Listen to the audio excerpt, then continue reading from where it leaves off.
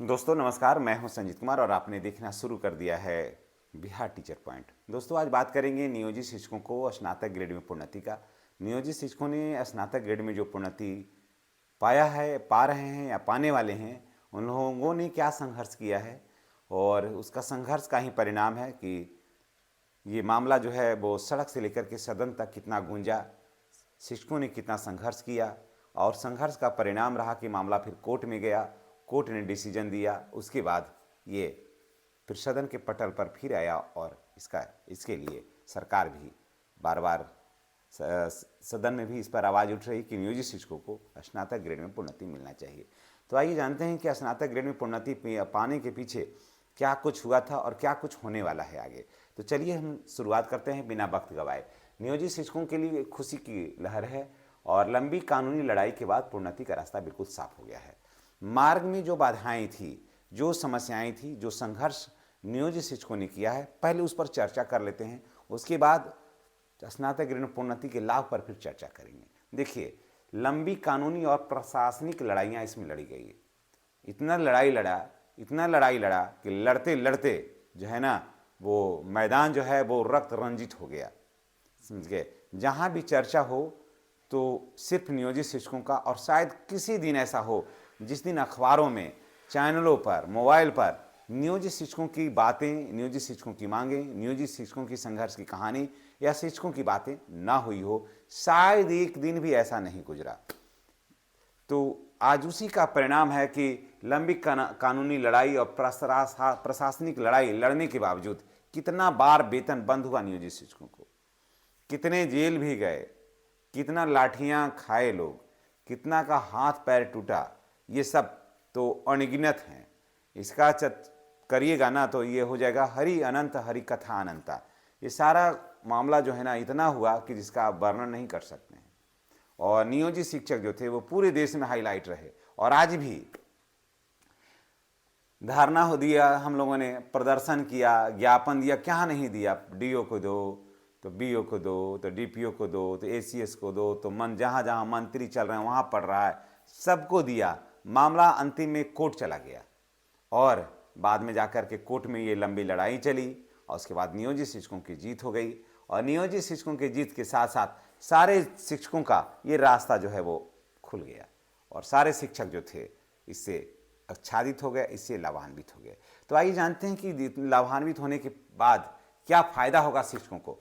सिर्फ नियोजित शिक्षकों को ही नहीं, सारे शिक्षकों को भी अब फायदा हो गया। लेकिन लड़ाई लड़ने में सबसे ज़्यादा बलिदान दिया तो नियोजित शिक्षक दिया और आज भी 1 लाख से ऊपर नियोजित शिक्षक जो हैं वो अभी इस लड़ाई को लड़ने के लिए कमर कस के विद्यालय में बिल्कुल तैयार हैं कि आगे की लड़ाई भी लड़ेंगे।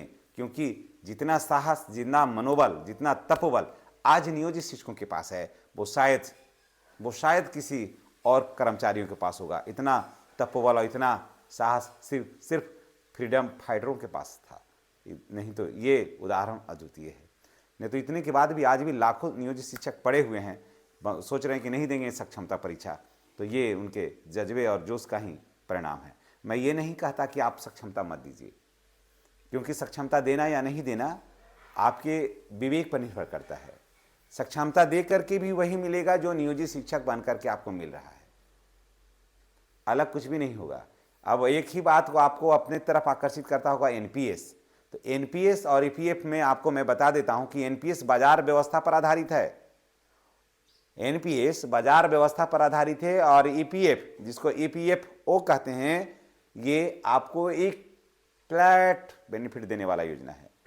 एनपीएस में व्यक्ति विशेष को लाभ होता है और एनपीएस और ईपीएफ में कर्मचारी को, उसकी पत्नी को, बाल बच्चे को और माता पिता को भी लाभ पहुंचाता है। इसलिए एनपीएस से सदैव ईपीएफ बेहतर रहा है। एनपीएस से सदैव ईपीएफ बेहतर रहा है।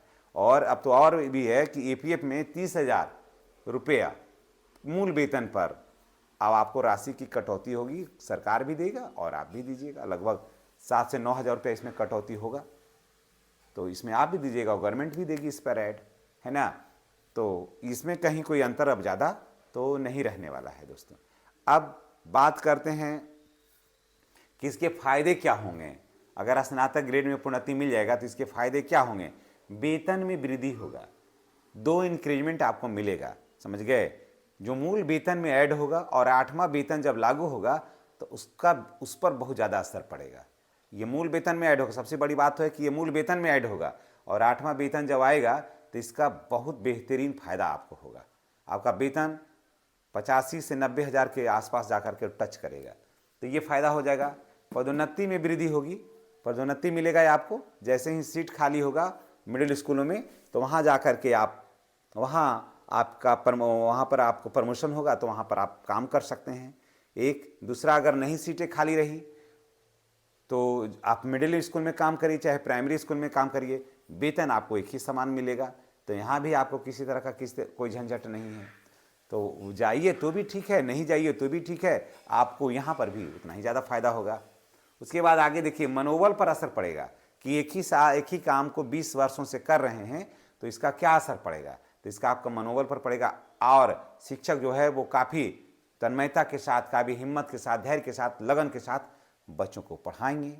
इसका असर बच्चों की शैक्षणिक व्यवस्था पर पड़ेगा, बच्चों में भी एक उत्साह का संचार होगा और विद्यालय का माहौल जो है वो बिल्कुल शिक्षा के अनुकूल होगा। तो इस सारा फायदा होगा। उसके बाद सामाजिक प्रतिष्ठा बढ़ेगी कि आप प्राइमरी से फिर मिडिल स्कूल में जाएंगे, मिडिल स्कूल वाले 10+2 में जाएंगे, 9-10 में जाएंगे, 9-10 वाले 10+2 में जाएंगे, 10+2 वाले अपने ही पद पर रहते हुए उसका लाभ लेंगे। तो ये सब सामाजिक समीकरण में बदलाव होगा दोस्तों। तो चलिए इसी के साथ हम आपसे विदा लेते हैं। नेक्स्ट वीडियो में हमारी और आपकी फिर मुलाकात होगी। जितने भी नियोजित शिक्षक भाई बहन हैं उनके लिए सदैव कुछ न कुछ गुड न्यूज आते रहता है। चैनल पर नए हैं तो चैनल को सब्सक्राइब करके बेल आइकन को दबाइए ताकि हम और आप एक क्लिक से कनेक्ट हो सकें। धन्यवाद।